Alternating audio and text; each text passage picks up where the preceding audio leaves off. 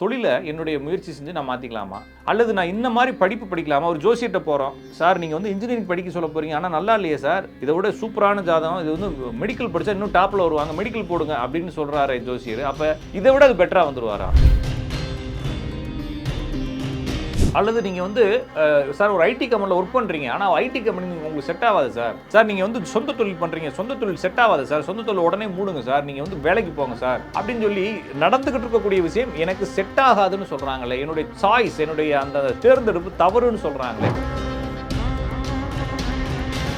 அப்போ எல்லா ஜோசிகாரனுடைய வீட்லையும் போய் பாருங்கள், அவன் வீட்டில் அவன் பிள்ளை அவன் பிரச்சனையும் ஓடிக்கிட்டு தான் இருக்குன்றதுனால இதில் வந்து என்னென்னா நீங்கள் சரியாக புரிஞ்சுக்கணும், இங்கே உங்களால் தேர்ந்தெடுக்க முடியாது. அப்போ என்ன தான் சார் செய்ய முடியும் அப்படின்னா, உங்கள் ஜாதகத்தில் நீங்கள் என்ன தொழில் செய்வீர்கள்ன்றதை கண்டறிய தான் முடியும். இந்த பொண்ணை தேர்ந்தெடுத்தா சூப்பராக இருக்குது, இந்த பொண்ணை தேர்ந்தெடுத்தா சூப்பராக இருக்குன்னு நம்ம முடிவு பண்ணவே முடியாது. எந்த பொண்ணு யாரோட வாழணும், எந்த பையன் யாரோட வாழணுன்றது எல்லாம் தீர்மானமானது. அதை கண்டுபிடிக்கிற அளவுக்கு நம்மளுக்கு புத்தி கிடையாது. நம்ம ஜோசியக்காரங்க என்ன செய்யறோம்னா, வரக்கூடிய பொண்ணு வந்து நல்லா இருக்கா, அந்த பொண்ணுடைய வாழ்க்கை நல்லா இருக்குன்னு சொல்லி ஒப்பீனியன் தான் கொடுக்குறோம். ஆனால் இந்த சில நிறைய பேருக்கு நான் என்ன சொல்லுவேன்னா, இந்த எனக்கு கல்யாணம் ஆகலை, நான் ஒரு கோயிலுக்கு போகலான்னு இருக்கேன், இந்த கோயிலுக்கு எத்தனை வருஷமாக ஒரு 4 வருஷத்துக்கு முன்னால் ஒரு ஜோசியரை பார்த்தேன், இந்த கோயிலுக்கு போக சொல்கிறாரு சார் அப்படின்னு. 4 வருஷத்துக்கு முன்னாடி நீ கோயிலுக்கே போகலான்னு கேட்டால், ஆமாம் சார் போயிருக்கேன் சார். அப்போ இத்தனை வருஷம் நீ போன கோயிலில் கூடிய கடவுள் உனக்கு கல்யாணம் பண்ணி வைக்காதா? அப்போ மக்களை ஜோசிகாரங்க ஒரு ஊக்கமாக குழப்புறாங்க, இதை பற்றிய நம்பிக்கைகள் வீடியோக்கள் ஒரு ஊக்கமாக குழப்புது. சரியாக புரிஞ்சுக்குங்க, சொல்லிட்டு நல்லாவே புரியும்னு நினைக்கிறேன் உங்களுக்கு. அதாவது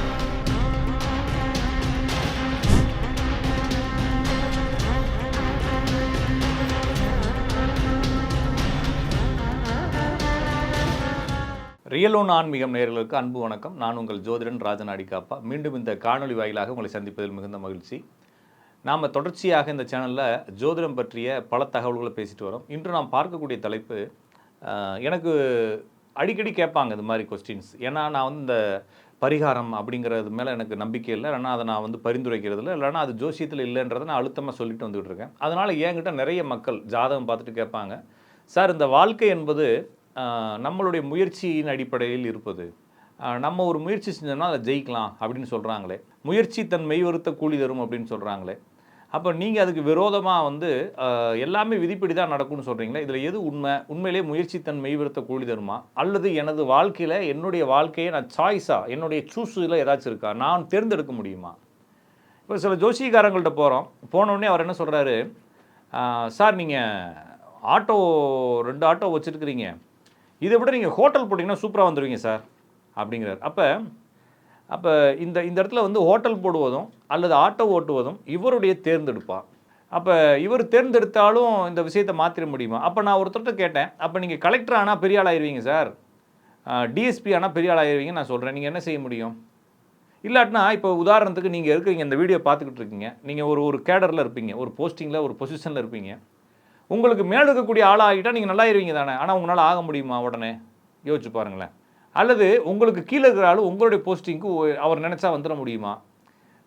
சார் முயற்சி பண்ணால் வரலாம்ல சார் அப்படின்னா, இப்போ நீங்கள் ஒரு கம்பெனியில் மேனேஜராக இருக்கீங்க, ஒரு சூப்பர்வைசராக இருக்கீங்க, எத்தனை பேர் முயற்சி பண்ணி உங்களுடைய போஸ்டிங் வந்துட முடியும்னு நீங்கள் நினைக்கிறீங்க? அது மட்டும் இல்லாமல் இப்போ நீங்கள் இருக்கக்கூடிய போஸ்டிங்கு நீங்கள் வந்தே ஆகணும்னு சொல்லிட்டு உங்களுடைய ஒரு 25 வயசில் நீங்கள் போராட்டத்தை ஏதாச்சும் யோசிச்சு பார்த்துருக்கீங்களா? இந்த இப்போ பார்த்துக்கிட்டு இருக்கிற நிறுவனத்தில் ஒரு ஐடி கம்பெனியோ, ஆட்டோமொபைல் இண்டஸ்ட்ரீஸோ, இல்லைன்னா மீடியாவோ, மார்க்கெட்டிங்கோ, இந்த மாதிரி இடத்துல இந்த பொசிஷனில் நீங்கள் உட்காந்துருக்கக்கூடிய பொசிஷனில் தான் வருவீங்க அப்படின்னு சொல்லி நீங்கள் முயற்சி செஞ்சு தான் அந்த இடத்துக்கு வந்திருக்கீங்களா? யோசிச்சு பார்த்து சொல்லுங்கள்.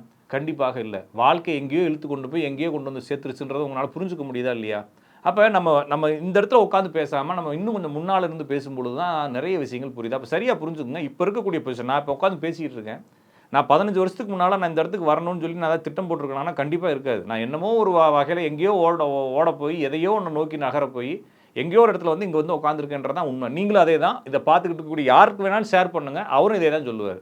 அப்படி ஏதாச்சும் மாற்றுக்கிறது சொல்கிறாங்கன்னா சொல்லுங்கள், நம்ம அடுத்த வீடியோவில் இன்னும் நிறைய பேசுகிறோம். அப்போ நீங்கள் நினைக்கிற மாதிரி எதையும் செஞ்சிட முடியாது. அது மட்டும் இல்லாமல் யாருக்கு பிறக்கணும், எந்த ஊரில் பிறக்கணும், எந்த நாட்டில் பிறக்கணும் அப்படிங்கிறதெல்லாம் விதி தான் சார், அதை நான் ஏற்றுக்கிறேன் சார். ஆனால் நான் தொழிலை என்னுடைய முயற்சி செஞ்சு நான் மாற்றிக்கலாமா, அல்லது நான் இந்த மாதிரி படிப்பு படிக்கலாமா? ஒரு ஜோசியர்கிட்ட போகிறோம், சார் நீங்கள் வந்து இன்ஜினியரிங் படிக்க சொல்ல போகிறீங்க, ஆனால் நல்லா இல்லையே சார், இதை விட சூப்பரான ஜாதகம், இது வந்து மெடிக்கல் படித்தா இன்னும் டாப்பில் வருவாங்க, மெடிக்கல் போடுங்க அப்படின்னு சொல்கிறாரு ஜோசியர். அப்போ இதை விட அது பெட்டராக வந்துடுவாரா?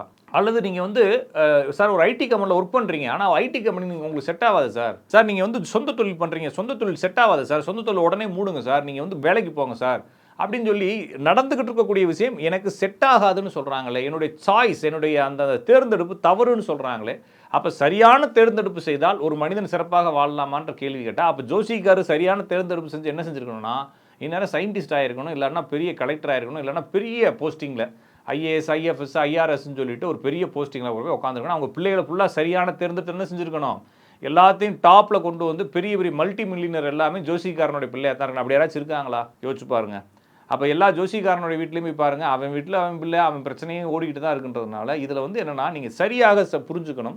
இங்கே உங்களால் தேர்ந்தெடுக்க முடியாது. அப்போ என்ன தான் சார் செய்ய முடியும் அப்படின்னா, உங்கள் ஜாதகத்தில் நீங்கள் என்ன தொழில் செய்வீர்கள்ன்றதை கண்டறிய தான் முடியும். புரிஞ்சுக்கணும், உங்களுக்கு புரியும்னு நினைக்கிறேன். அப்போ நான் இந்த ஜாதகத்தை திறக்கிறேன். நான் எனக்கு தெரிஞ்ச ஒரு பொண்ணு வந்து ஒரு ஜாதகம் பார்க்க அவங்க அப்பா அம்மா வந்திருந்தாங்க.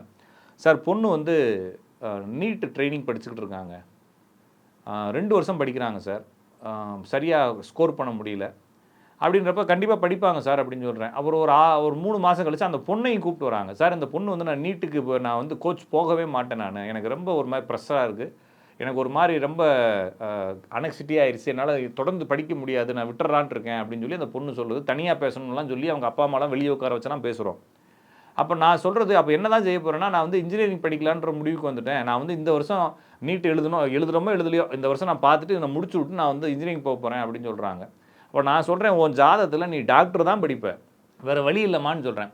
அப்போ அந்த பொண்ணுக்கு அது நம்பிக்கை இல்லை, இருந்தாலும் பரவாயில்லன்னு சொல்லி கஷ்டப்பட்டு இப்போ ஏதோ படித்து திடீர்னு பார்த்தீங்கன்னா நீட்டில் வந்து நல்ல ஸ்கோர் எடுத்து ஸ்காலர்ஷிப், அதாவது வந்து நம்ம மெடிக்கல் கவர்மெண்ட் கோட்டாலே உள்ளே போயிட்டாங்க, படிச்சுட்டாங்க. இப்போ படிச்சுட்டு அவங்க முடிச்சுட்டு இப்போ பிஜி படிச்சுக்கிட்டு இருக்காங்க. அப்போ இதுதான் உறுதியானது, இதுதான் முடியும். அப்போ நீ இதை விட பெட்டர் டாக்டர் எடு, இதை விட பெட்டர் இன்ஜினியரிங் எடுன்னு சொல்கிறதுக்கு ஜோசியத்தில் வழி இல்லை. அப்போ ஜோசியத்தில் அப்போ 2வது திருமணம் பண்ணாலும் இந்த பிள்ளைகள், அதனால தான் நான் சொல்லுவேன், இந்த திருமண பொருத்தங்களுமே அதே தான். திருமண பொருத்தங்களையும் பாருங்களேன், இந்த பொண்ணை தேர்ந்தெடுத்தா சூப்பராக இருக்குது, இந்த பொண்ணை தேர்ந்தெடுத்தா சூப்பராக இருக்குன்னு நம்ம முடிவு பண்ணவே முடியாது. எந்த பொண்ணு யாரோட வாழணும், எந்த பையன் யாரோட வாழணுன்றது எல்லாம் தீர்மானமானது. அதை கண்டுபிடிக்கிற அளவுக்கு நம்மளுக்கு புத்தி கிடையாது. நம்ம ஜோசியக்காரங்க என்ன செய்கிறோம்னா, வரக்கூடிய பொண்ணு வந்து நல்லா இருக்கா, அந்த பொண்ணுடைய வாழ்க்கை நல்லா இருக்குன்னு சொல்லி ஒப்பீனியன் தான் கொடுக்குறோம். ஆனால் இந்த நிறைய பேருக்கு நான் என்ன சொல்லுவேன்னா, இந்த பொண்ணு நல்லா இல்லைன்னு சொல்லுவோம். 6 மாதம் கழிச்சு அவங்க ஜாதகம் புக் பண்ணிட்டு கல்யாணம் புக் பண்ணிட்டு எனக்கு மெசேஜ் பண்ணுறவங்களாம் இருக்கிறாங்க. அது அவங்களுடைய டிசிஷன், அவங்க விதிப்படி தான் நடக்கும். அப்போ சரியாக புரிஞ்சுக்க வேண்டியது, உங்களுடைய வாழ்க்கையில் நீங்கள் எதையுமே சாய்ஸ் எடுக்க முடியாது. எனவே தான் சொல்கிறேன், நிறைய பேர் என்ன சொல்லுவாங்கன்னா, சார் அப்போ எனக்கு கல்யாணம் ஆகலை, நான் ஒரு கோயிலுக்கு போகலான்னு இருக்கேன், இந்த கோயிலுக்கு எத்தனை வருஷமாக ஒரு 4 வருஷத்துக்கு முன்னால் ஒரு ஜோசியரை பார்த்தேன், இந்த கோயிலுக்கு போக சொல்கிறாரு சார் அப்படின்னு. 4 வருஷத்துக்கு முன்னாடி நீ கோயிலுக்கே போகலையான்னு கேட்டால், ஆமாம் சார் போயிருக்கேன் சார். அப்போ இத்தனை வருஷம் நீ போன கோயிலில் கூடிய கடவுள் உனக்கு கல்யாணம் பண்ணி வைக்காதா? அப்போ மக்களை ஜோசிகாரங்க ஒரு பக்கமாக குழப்புறாங்க, இதை பற்றிய நம்பிக்கைகள் வீடியோக்கள் ஒரு பக்கமாக குழப்புது. சரியாக புரிஞ்சுக்குங்க. நான் இப்போ சொல்கிறது நல்லாவே புரியும்னு நினைக்கிறேன் உங்களுக்கு. அதாவது வந்துங்க, ஒரு பையனுக்கு கல்யாணம் ஆகலை, அந்த பையனுக்கு வந்து ஜோசியரை பார்க்குறப்ப இந்த கோயிலுக்கு போனால் கல்யாணம் ஆயிருன்னு சொன்னார்னா, அப்போ இதுக்கு முன்னால் போன கோயிலில் இருக்கக்கூடிய கடவுள் கல்யாணம் பண்ணி வைக்க மாட்டாரான்னு கேள்வி இருக்குல்ல. அப்போ எல்லாமே விதிப்படி தான் நடக்குது. உங்களுக்கு எத்தனை வயசில் கல்யாணம் நடக்கணும், உங்களுக்கு என்ன வேலைக்கு போகணும், என்ன தேர்ந்தெடுக்கணும், என்ன மாதிரி எல்லாமே நடக்குன்றது எல்லாமே உங்களுடைய ஜாதகத்தில் எழுதப்பட்ட விதி என்பதால் நம்ம தப்பாக தேர்ந்தெடுத்துறோம், நம்ம சரியாக செயல்படலை, ஐயோ தப்பு பண்ணிட்டோம், இது மாதிரி எந்த ஒரு குற்றணர்வுக்குள்ளேயும் மாட்டிக்காமல் எல்லாம் விதிப்படி சரியாக நடந்து கொண்டிருக்கிறது. அதனால தான் வந்து எது நடந்ததோ அது சரியாகவே நடந்தது, எது நடக்கப் போகிறதோ அதுவும் சரியாகவே நடக்கும், எது நடந்து கொண்டிருப்பதும் சரியாக நடந்து கொண்டிருக்கும் சொல்லி இப்படி கீதாசாரம் சொல்லுதோ அதுதான் உண்மை. அதை நீங்கள் சரியாக புரிஞ்சுக்கணும். ஜோசியம் எதற்கு அப்படின்னா, உங்களுடைய வாழ்க்கையை முன்கூட்டி புரிந்து கொள்வதற்கு தானே தவிர நீங்கள் டேக் டைவர்ஷன் எடுக்கிறதுக்கோ, இல்லைன்னா அவர் ஜோசியக்காரர் சொல்லக்கூடிய ரூட்டில் நீங்கள் டைவர்ட் பண்ணி போய் பெரிய சக்ஸஸ் ஆகிறதுக்கோ கிடையாது. இன்னும் நிறைய தகவலும் அடுத்த வீட்டில் சந்திக்கும் வரை உங்களிடமிருந்து விடைபெறுவது உங்கள் அன்பு ஜோதிடன் ராஜநாடி காப்பா.